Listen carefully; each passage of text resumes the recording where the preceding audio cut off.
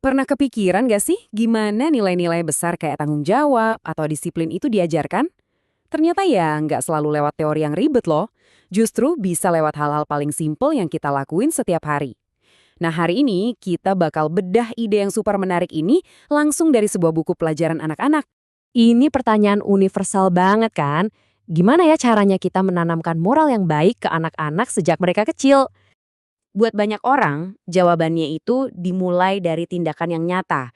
Jadi bukan cuma konsep di kepala, tapi perbuatan langsung. Ya contohnya kayak memberi ini. Inilah yang disebut akhlak terpuji. Oke, sekarang kita lihat langsung sumbernya ya. Kita mau bedah bab 8 dari buku pelajaran pendidikan agama Islam dan budi pekerti buat anak kelas 2 SD di Indonesia. Judulnya aja udah positif banget nih. Aku senang bisa berakhlak terpuji.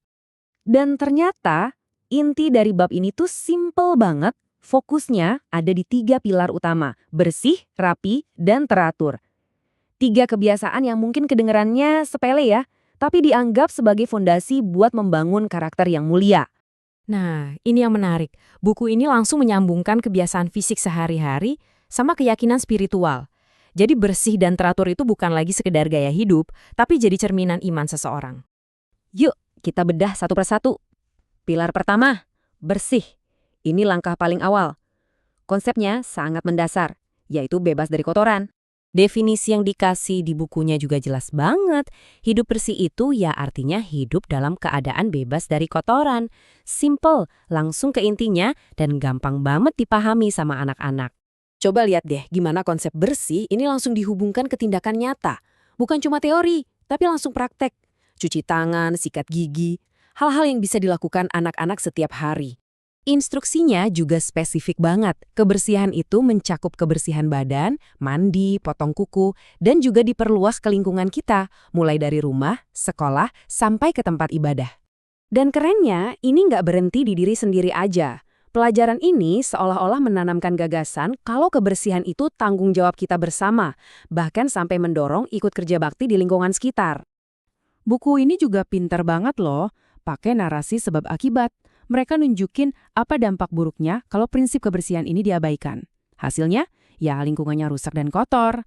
Oke, sekarang kita lanjut ke pilar kedua, rapi. Kalau tadi soal kebersihan, sekarang lebih ke gimana cara kita menata diri dan barang-barang kita. Dan lagi-lagi, metodenya praktis banget. Pelajarannya dipecah jadi langkah-langkah yang gampang diikuti, sisir rambutmu, setrika bajumu, tata bukumu. Kebiasaan-kebiasaan kecil yang kalau digabungin jadi membentuk gaya hidup yang apik. Jadi ini bukan cuma soal rapi ya.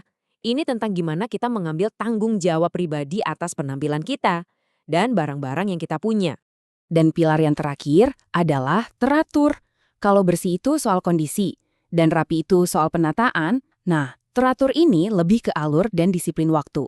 Definisinya jelas banget menekankan konsistensi dan disiplin. Jadi, ini tentang menciptakan sebuah ritme dalam kehidupan sehari-hari, di mana setiap kegiatan itu dilakukan secara rutin dan berurutan.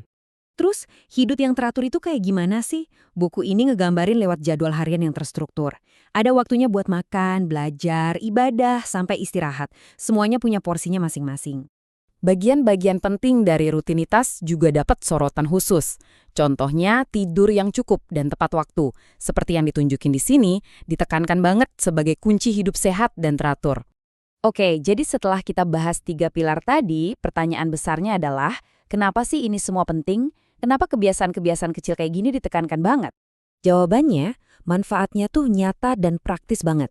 Badan jadi sehat, lingkungan jadi indah, barang jadi awet dan gampang dicari, dan hidup secara keseluruhan terasa lebih nyaman karena semuanya tertata. Ini hasil langsung yang bisa kita rasain setiap hari. Tapi, di atas semua manfaat praktis itu, ada satu tujuan yang paling tinggi. Imbalan spiritual yang jadi motivasi utamanya, yaitu disayang oleh Tuhan dan Nabi-Nya. Pesan intinya kuat banget dan bisa dirangkum di sini. Ada hubungan sebab akibat yang sangat jelas antara tindakan, yaitu menjaga kebersihan, dan hasilnya, yaitu kesehatan. Jadi, inilah inti dari pendekatan pendidikan ini. Akhlak yang mulia itu nggak diajarkan sebagai konsep filosofis yang ngawang-ngawang, tapi ditanamkan lewat disiplin rutinitas sehari-hari yang sangat membumi. Nah, ini nih yang bikin kita jadi mikir ya. Jadi pertanyaan buat kita semua.